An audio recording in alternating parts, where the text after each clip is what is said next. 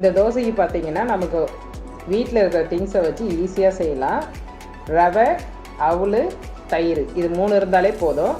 டக்குன்னு ஈவினிங் வந்து ஒரு தோசை ரெடி பண்ணிடலாம். ரவை நல்லா ஊறிடுச்சு. இப்போ நம்ம தண்ணியை வடிகட்டிட்டு ரவையை போட்டுக்கலாம். தண்ணி கொஞ்சம் புழிஞ்ச மாதிரி எடுத்துகிட்டு போடுங்க. நம்ம அவல் நல்லா ஊறி இருக்குது. இதை புழிஞ்சிட்டு போட்டுக்கலாம் அவலை. நான் ஒரு டப்பா வந்துட்டு தயிர் எடுத்துருக்கேன். இப்போ இதை கூட ஆட் பண்ணிக்கலாம். தேவையான அளவுக்கு உப்பு போட்டுக்கங்க.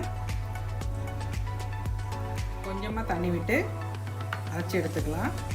ரொம்ப தண்ணி விடக்கூடாது.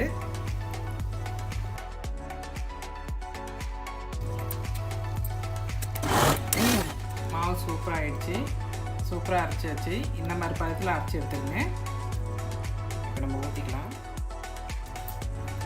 இதில் பேக்கிங் சோடா ஒரு சிட்டிக்கு அளவுக்கு ஆட் பண்ணிக்கலாம்.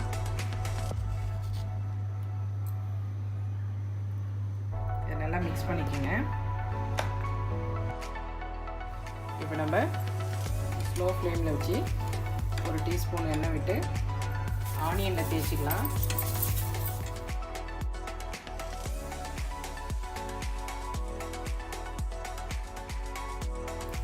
இப்போ நம்ம திருப்பி போட்டுக்கலாம்.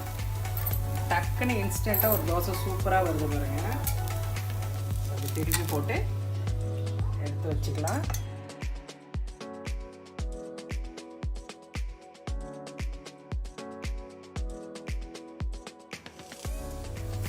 பாருங்கள், தோசை சூப்பராக வந்திருக்கு.